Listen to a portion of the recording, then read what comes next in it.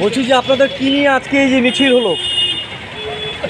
গত লোকসভা এবং 2009 সাল থেকে বিজেপি আমাদেরকে কামতাপুর ভাষার রাষ্ট্রীয় স্বীকৃতি এবং আমাদের বিভিন্ন দাবি দেওয়া, তার মধ্যে ধরুন আলাদা কামতাপুর রাজ্য বা ইউনিয়ন টেরিটরি করার প্রতিশ্রুতি দিয়েছিল। কিন্তু দীর্ঘদিন যাবৎ গত 5 বছর পেরিয়ে গেল, মোটামুটি নরেন্দ্র মোদী সরকারের 5 বছর পেরিয়ে গেল, কিন্তু না কামতাপুর ভাষার রাষ্ট্রীয় স্বীকৃতি হলো, না আলাদা রাজ্য হলো।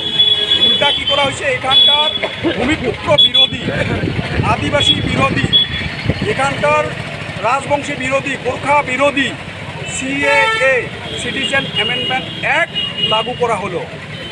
তাই আমরা কেন্দ্রীয় সরকারের যে আমাদের সমাজের সঙ্গে, উত্তরবঙ্গবাসী মানুষের সঙ্গে প্রতারণা করা হলো, সিএএ লাগু করা হলো, তাই আজকে আমরা বিজেপির বিরুদ্ধে প্রতিবাদ মিছিল করলাম আলিপুর শহরে। আমাদের ইতিমধ্যে আমাদের গ্রামে গ্রামে প্রচার চলছে যে বিজেপি যেহেতু আমাদেরকে প্রতারণা করছে, তাই বিজেপিকে একটিও ভোট নয়, নো ভোট টু বিজেপি। 2024 সালের ইলেকশনে আমরা উত্তরবঙ্গবাসীকে আবেদন জানাতে চাই বা উত্তরবঙ্গবাসীকে অনুরোধ রাখবো, বিজেপিকে একটিও ভোট নয়, নো ভোট টু বিজেপি। আচ্ছা, সেক্ষেত্রে কি আপনারা মানে এই যে আপনাদের সিএএ লাগু হলো, আপনারা কতটা মানে অসুরক্ষিত বলে মনে করছেন? আমরা পুরোটাই অসুরক্ষিত, কারণ এই সিএএ এখানকার রাজবংশী বিরোধী, আদিবাসী বিরোধী, গোর্খাদের বিরোধী একটা আইন।